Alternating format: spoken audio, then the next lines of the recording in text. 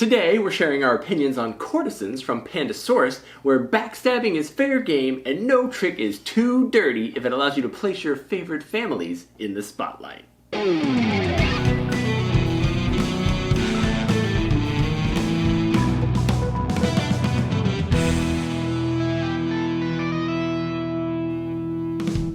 Hey gang, thanks for joining us at Taste Around Studio 3. I'm Will Meadows. And I'm Sara Meadows. Today we're reviewing the game Courtisans from Pandasaurus Games. This is a 2 to 5 player tableau building game that's from designers Romaric Galannier and Anthony Perrone and features artwork from Noémie Chevalier. Courtisans was originally published by Catch Up Games, which is a French company, and kind of like Renegade does with all of Garp Hill's games, they've actually published a number of games from Catch Up Games, games like The Loop, Brew, After Us, Q-Birds, a bunch of different other games like that. In Courtisans, we're going to be looking at kind of that same type of simple mechanic gameplay that gives you really fun choices to check out. Let's set up and explain the game just a little bit. To set up the game, you'll simply lay out the Queen's board and set the deck for your player count. You'll give each player 2 goal cards and deal them 3 playing cards, and then you're ready to begin. In the game, players will always play all 3 cards in their hand and then draw back up. Each turn, they must play a card to their own tableau, 1 to the game mat, and then they must play 1 on another player's tableau. When they play at the Queen's table, they must decide if they want to positively influence or negatively influence the house for which they are playing. At the end of the game, once all of the cards are played, you will check to find out which houses the Queen esteems and which ones have fallen from grace. Meaning, are there more negative or positive cards at the table?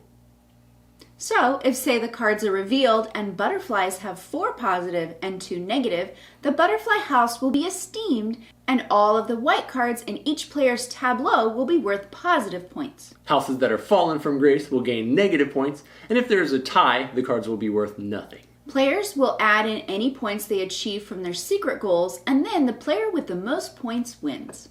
Courtisans is a game of influence where players are trying to make sure that their cards are worth points at the end and where their opponent's cards are worth negative points. There's a lot of nice little fun balancing things that go on in the game, and the most interesting part about this game is that some of the cards have powers on them. So we didn't talk about those at all. Give us a rundown on some of those abilities. Sure. There's some with a crown that are worth double. So they will influence double. They will also be worth double points if they are in your own or an opponent's tableau.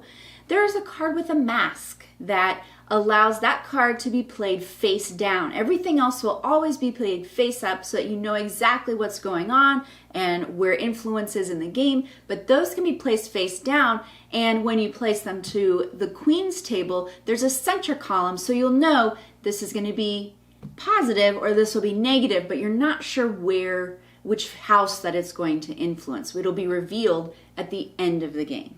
There is also a sword card that allows you to attack another card in that tableau and remove it from the game. But there are some that have a shield, and those shields are permanent, so you cannot affect them even with the swords.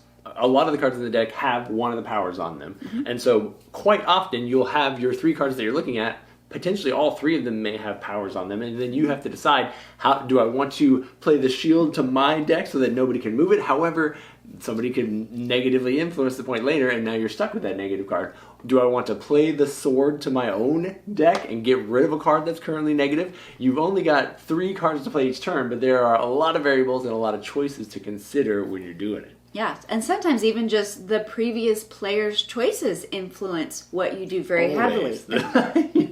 And that depends a lot on your player count too. We found that in a 2-player game, it's a very strategic, like, I know exactly what I want to achieve, what they want to achieve, and I need to secretly play this spy card face down so that I can mess everybody up and shift the balance in the game. When you're playing with a higher player count, you obviously have a little bit less control because other people are going to be playing more cards on you throughout the course of the game. You've got choices on where you're going to put it. We've played some 4-player games where scores were teeny tiny. Like there were so many negative points on the board. I think I won with 4 points or something. Everybody else had negative scores. There's a lot of shift, a lot of sway, and a lot of variety in the games that you'll play in this. Yeah, and a lot of that really has to do with the player goals that you have. So there are a lot of player goals that may want you to influence negatively or have a certain number that are negative. And so that will force you to try and work harder on getting negatives, and maybe you don't even want very many cards in front of you. So you're trying to make sure that you're convincing other people, you should play that card on Will instead of playing it on Kevin or whoever is playing at the table. That can come into play in a 3, 4, or 5 player count game, whereas in a 2-player, you're always going to be getting a card every turn no matter what. We haven't seen the games be too... I mean, this game is about backstabbing, stealing, trying to thwart your opponents. I don't feel like we've seen any, some games, cause you to harbor ill feelings towards one another. This game, the times that we've played it with higher player counts, I've not really experienced that. It is quick and light, and when you... But having said that, alliances can easily be formed. So if you're hey, I'll give you this card, it's a positive card, remember me later when it's your turn, there is some sway that can happen in the game based on trying to encourage other players to kind of deal and help you, which is another level of gameplay in it. Yeah, and that's not even the focus of the game, is alliances and any of that. That's just something that has come up in some of our higher player count games. But you really do need to try and weigh, how can I influence the queen's table to benefit me the most and not benefit somebody else so much that they end up beating me in the end. Right. You can math it out for the most part. Those spies are going to... That's why they're the most interesting, is because when they're face down in front of you or at the table, nobody really knows who's got the influence on that. You can play that sword and get rid of a spy, too, to help you understand the odds. There's a lot of options in it. We haven't really gushed about the artwork yet, although we do every single time we play it. The cards in this game are nice. They're a fun shape. They're a little bit different than the usual. They're not tarot card size. They're narrower. They're normal card width, a little taller. And then they've also got some really nice gold foil on them, which is super fun. I do have one nitpick, which is, I don't know why the player mat is the way it is. Making it fabric didn't improve my experience at all. A board would have been fine. Neoprene would have been kind of cool. I can see how it somewhat goes with a theme. So it feels like a tapestry type fabric, but it makes it harder to read. There's not really even anything really to read. There's icons on there for each of the houses, and sometimes those are easy to... If you had a colorblind issue, it's not even a colorblind issue in the game, but I could see how at first glance you're like, oh, the butterfly. Which ones are the butterflies?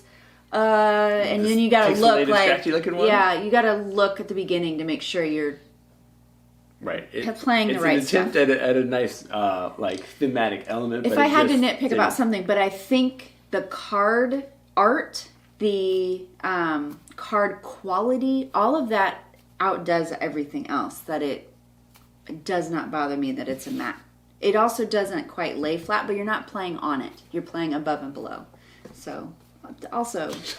it is nitpicky, but that's my one complaint. I actually very thoroughly enjoyed this game. We play a bajillion games, and this one is fun. It's enjoyable. I don't like 2-player games, and we played this 4 times in a row because I wanted to keep playing it. And I don't normally like games where... It does play really good at 2. It plays very good at 2. And those types of games where you're playing out in a tableau or battling out, I'm not usually my favorite. I'm having a hard time figuring out why this one was enjoyable.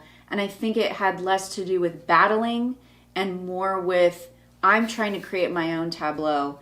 And you are messing with it some because you're giving me a card every turn. But for a 2-player... I felt like I had enough control over all of it that I had a good chance of winning. Whereas sometimes I'm like, oh, I just got the wrong cards and there's nothing I can do about it. Yeah, the fact that you get to pick who's getting each one of these 3 each time, it creates those experiences where you have those clever moments. Because it does depend on what card you draw, but sometimes it's they work perfect. You get I get +2 points, and I get to positively influence it, and I get to give you the card that was negative. Wow, I'm a brilliant genius.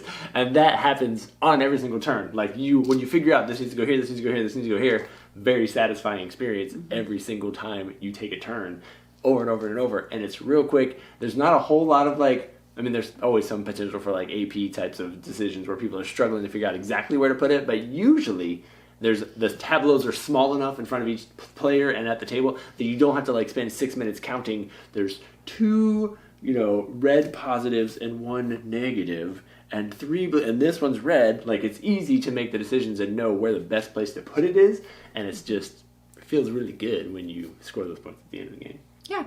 So we did have a little bit of a difference in our experience with different player counts, but to me that makes it a little more replayable because we add 5 players in and suddenly I have less control, but it makes for fun surprises that are going to happen in the game, whereas it's going to be real tight with a 2-player game. Yeah, really fun stuff. Very much enjoyed it. If you are interested in that type of game, a game that has simple mechanics, has a nice table presence that feels good when you're playing it, definitely check out Courtisans from Pandasaurus Games. Thank you guys so much for tuning in, following along. We'll see you in the next video.